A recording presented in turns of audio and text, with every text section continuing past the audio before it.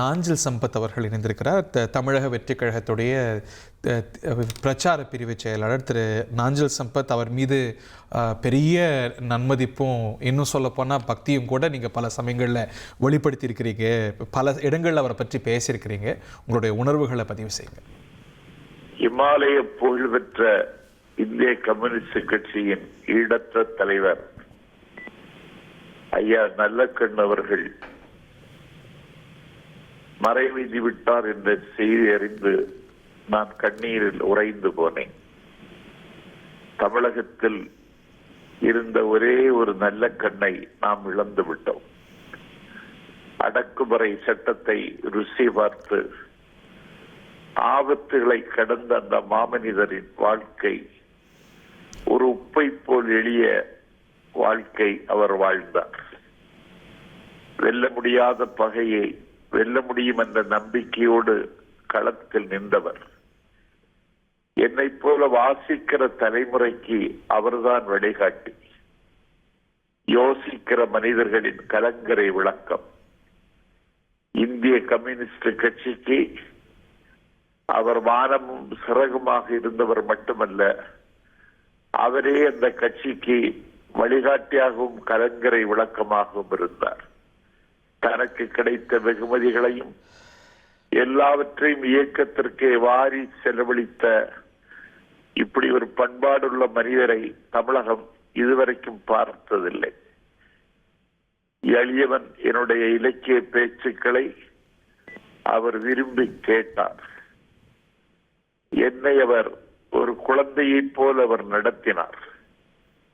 தமிழ் இலக்கிய மேடைகளில் நான் கோடிக்கால் புதமிடா என்று பாடி பரவிய புதப்பாண்டி ஜீவானத்தை பற்றி நான் ஈரோடு புத்தக திருவிழாவில் பேசினேன். அந்த பேச்சை அவர் கேட்டுவிட்டு, எங்கள் தோழர்கள் கூட ஜீவாவை இப்படி விதந்து பேச முடியாத சம்பத் என்று என்னை கொண்டாடினார். தலைமறைவு வாழ்க்கை வாழ்ந்து 7 ஆண்டு காலம் இருண்ட சிறையில் கழித்து இந்திய துணைக்கண்டத்தில் இந்திய கம்யூனிஸ்ட் கட்சியினுடைய வைரத்தூணாக வாழ்ந்து வரலாறு படைத்த மாமனிதரை நாம் இன்றைக்கு இழந்து விட்டோம்.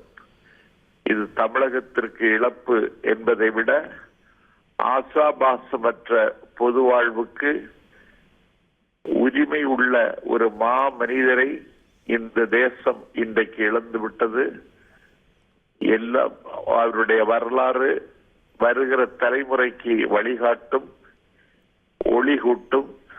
இந்திய வரலாற்றில், இன்னும் சொல்ல போனால் இந்திய கம்யூனிஸ்ட் கட்சியின் வரலாற்றில் பல அத்தியாயங்களுக்கு பேசப்பட வேண்டிய மனிதர். அந்த மணல் மாஃபியாக்களை எதிர்த்து தாமிரபரணி நதியின் உரிமையை காக்க அவர் நடத்திய போராட்டம் எல்லாம் என்னுடைய சமகால வாழ்வில் என்னை மிகவும் பாதித்திருக்கிறது. இப்படிப்பட்ட ஒரு அரிய மனிதரை, பெரிய மனிதரை, இந்திய தேசத்திற்கு உரிய மனிதரை, கம்யூனிஸ்டுகளுக்கு வாய்த்த அந்த அற்புதமான மனிதரை நாம் இழந்து விட்டோம். ஈடு செய்ய முடியாத இழப்பென்று ஒப்புக்கு சொல்லி இதை கடந்து விட முடியாது.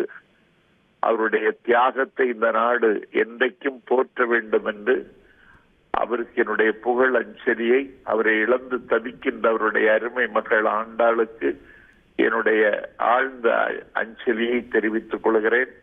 அவருக்கு அஞ்சலி செலுத்துவதற்கு நாளைக்கு இன்று புறப்பட்டு நாளை நான் சென்னை வருகிறேன்.